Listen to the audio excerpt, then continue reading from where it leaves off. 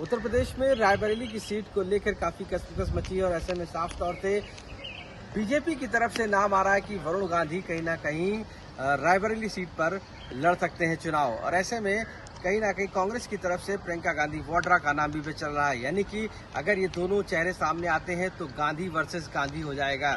और रायबरेली में चूंकि इससे पहले देखा गया है कि पीलीभीत में वरुण गांधी चुनाव लड़ते आए थे, लेकिन उनकी जगह पर जितिन प्रसाद को उतार दिया गया। अब ऐसे में सोनिया गांधी जब कांग्रेस से रायबरेली से लड़ती आई हैं, वहां पर गांधी परिवार से कोई एक चेहरा मजबूत चाहिए था और ऐसे माना जा रहा है कि प्रियंका गांधी वाड्रा वहां से लड़ेंगी। तो सवाल ये उठता है कि बीजेपी के लिए आखिर वहां पर इतना बड़ा चेहरा कौन होगा जो गांधी परिवार को हरा सके। इसीलिए कहीं ना कहीं ये कयास लगाए जा रहे हैं कि वरुण गांधी तक ये बात भेजी गई और कहा गया है कि वह प्रियंका गांधी वाड्रा के सामने अगर वहां से उतारी जाती है तो वरुण गांधी चेहरा बन सकते हैं। ऐसे में ये तो साफ है कि कहीं ना कहीं गांधी वर्सेस गांधी रायबरेली में होगा और वहां की जनता को ये डिसाइड करना होगा कि आखिर गांधी परिवार के साथ हैं। क्योंकि बार बार कहा गया है, सोनिया गांधी ने अपील किया है और ये कहा है कि गांधी परिवार का कोई शख्स यहाँ से लड़ेगा। और ऐसे में अगर गांधी परिवार से दो शख्स वहां से लड़ते हैं तो वहां की जो जनता है रायबरेली की, उसको ये डिसाइड करना होगा कि आखिर किसको वो जीत दिलाते हैं।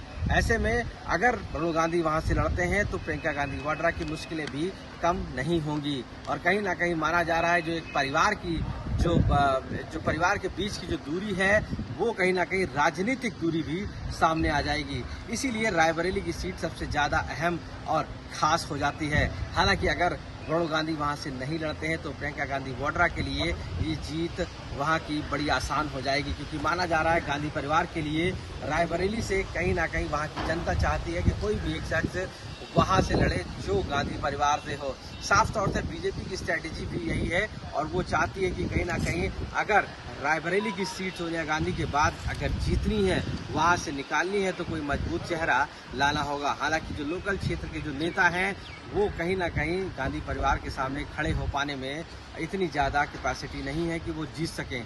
इसलिए अब ये माना जा रहा है कि वरुण गांधी जैसे चेहरे को सामने लाया जाएगा जिसकी वजह से वहां पर जीत दर्ज की जा सके। ऐसे में बीजेपी और कांग्रेस की दोनों की रणनीति अब सामने आने वाली। आपको बता दें कि जिस तरीके से पूरे प्रदेश में सीटों में कैंडिडेट को उतारा गया है, लेकिन उसके बावजूद भी अभी भी रायबरेली जैसी सीट जो है वहां पर अभी भी कहीं ना कहीं दोनों यानी बीजेपी और कांग्रेस ने अपना कैंडिडेट नहीं उतारा है। और ऐसे में अब रायबरेली की जनता इंतजार कर रही है कि वो कौन सा तुरुप का इक्का होगा जो कांग्रेस की तरफ से फेंका जाएगा और वो कौन सा तुरुप का इक्का होगा जो बीजेपी की तरफ से डाला जाएगा। तो कहीं ना कहीं बीजेपी की स्ट्रैटेजी साफ है कि उस सीट को जीतना है और उसके लिए किसी ऐसे चेहरे को प्रयोग करना होगा जो गांधी परिवार का हो, जहाँ की जनता उसको एक्सेप्ट कर सके। तो दोनों लोगों के बीच की लड़ाई कहीं ना कहीं राजनीतिक रूप से अब सामने आने वाली है और जल्द ही इस सीट पर जब नाम उजागर किया जाएगा तब ये डिसाइड करना होगा उस रायबरेली की जनता को कि आखिर वहां का विजेता और किसके सर पर ताज होगा। लखनऊ से कैमरा पर्सन रोहित कांत मिश्रा के साथ आशीष श्रीवास्तव, चुनाव आज तक।